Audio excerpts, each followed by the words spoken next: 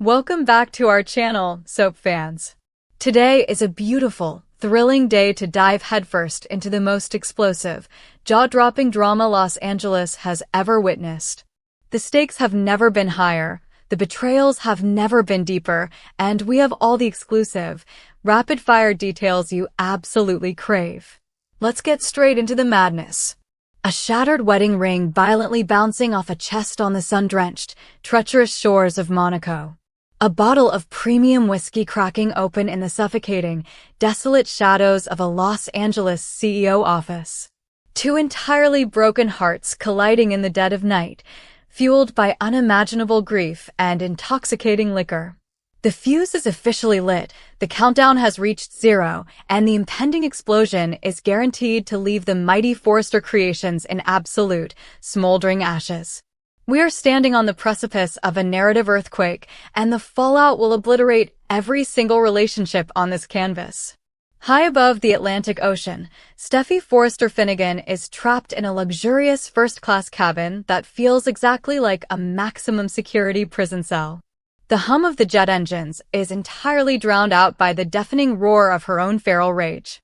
She is fleeing the Principality of Monaco, leaving behind the shattered, bleeding remnants of what was supposed to be a highly romantic, soul-healing reunion. John Finnegan looked her dead in the eye and actively, deliberately hid the fact that Sheila was lurking just yards away.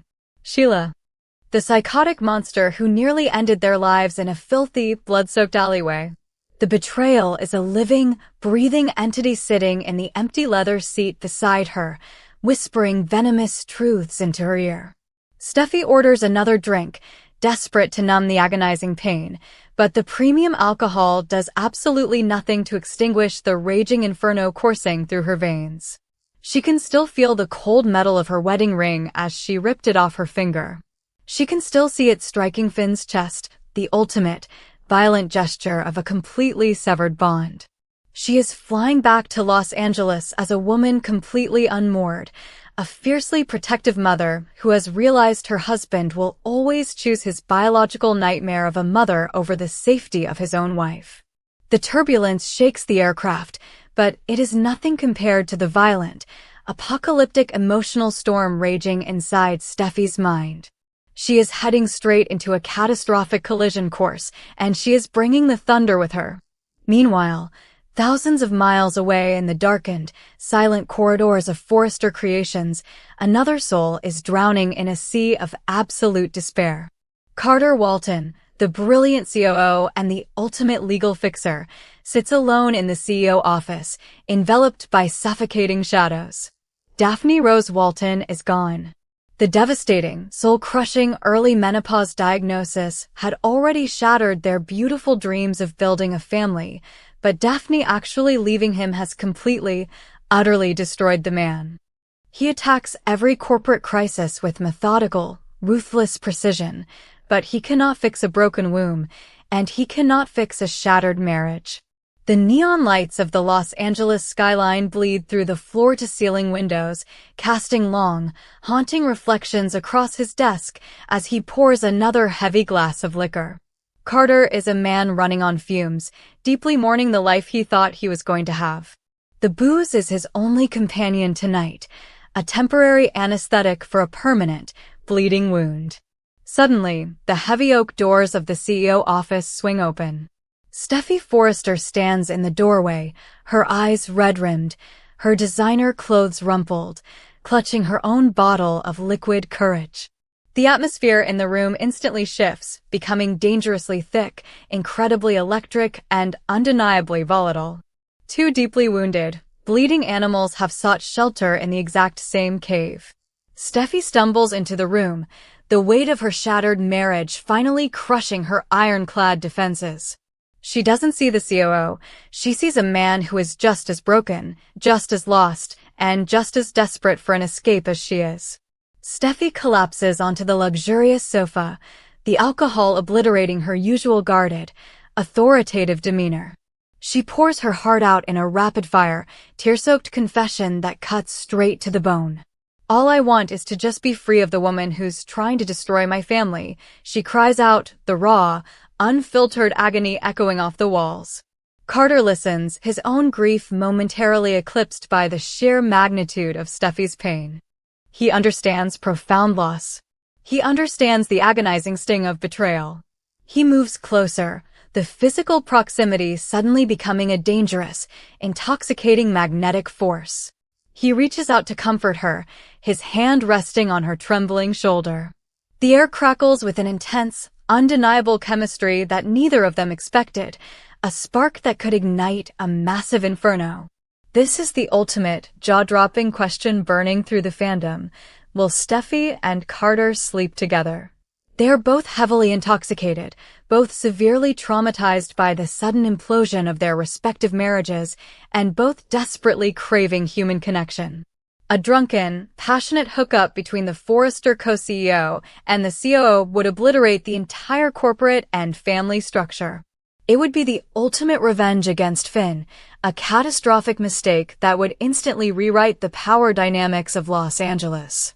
The lingering gazes, the soft touches, the shared whiskey, every single microaction in that darkened office is pushing them closer to the absolute point of no return. If they cross this ultimate line, the fallout will be downright apocalyptic. Back in the glamorous, sun-soaked Principality of Monaco, John Finn Finnegan is losing his absolute mind. The frantic, desperate search is on. He sprints through the cobblestone streets, tears through the seaside chapel, and scours the sandy beaches where Sheila's lurking presence just detonated his entire world. The horrifying realization that Steffi is actually gone hits him like a speeding freight train.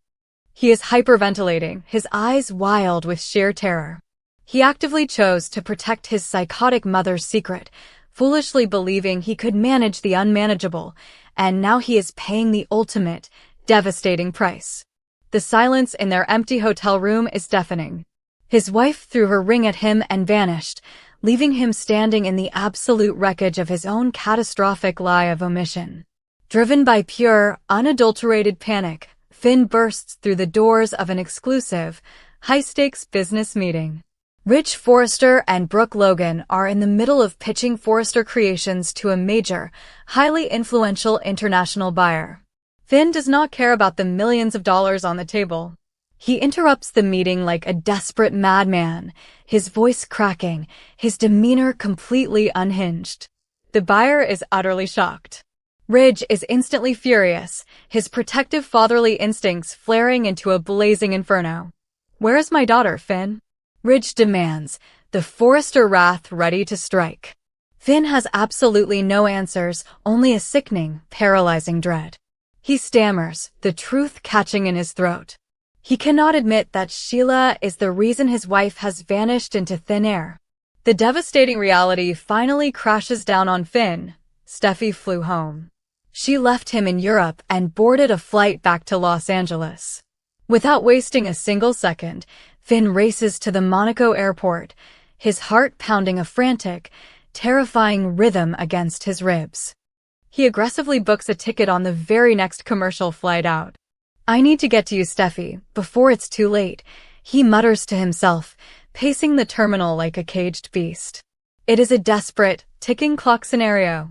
He knows that if she lands alone, if she stews in her feral rage without him there to explain, their marriage might be completely, irrevocably dead.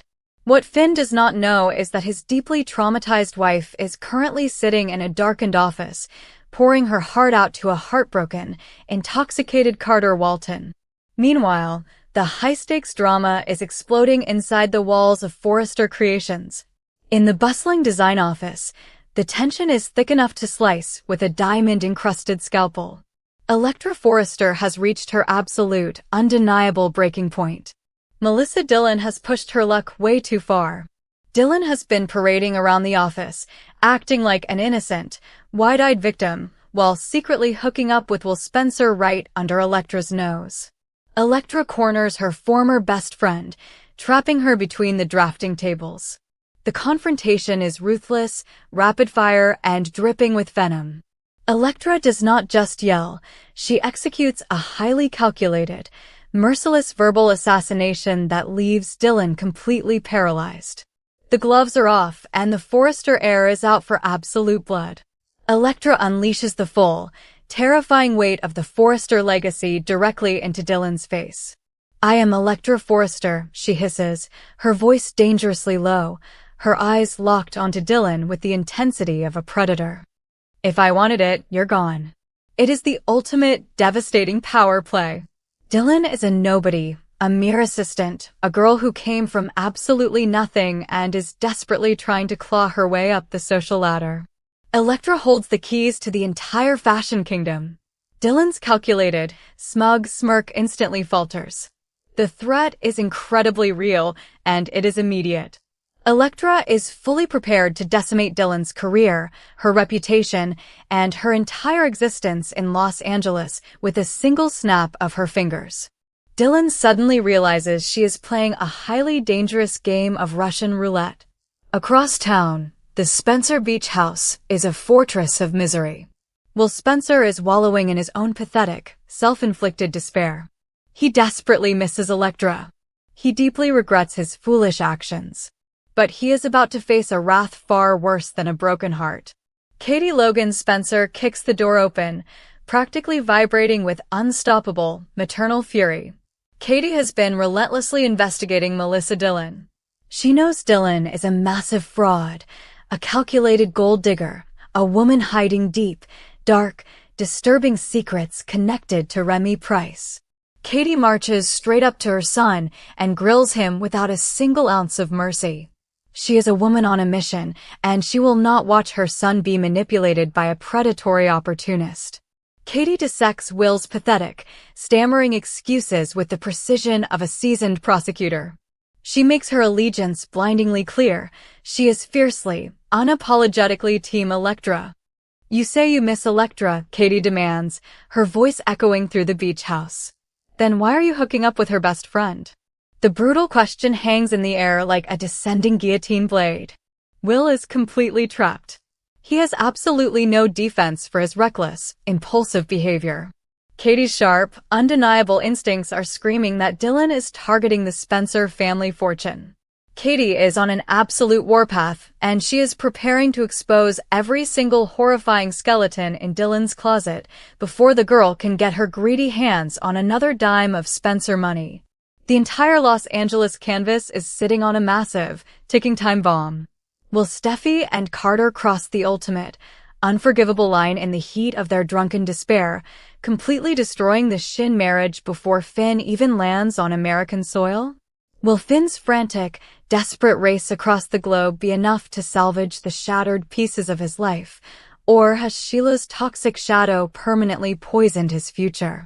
Will Elektra Forrester follow through on her ruthless threat and personally throw Melissa Dylan out of the Forrester building? And just how far will Katie Logan Spencer go to obliterate Dylan's gold-digging schemes and protect the Spencer legacy? The collision course is set, the brakes are completely cut, and the impending wreckage will be absolutely legendary.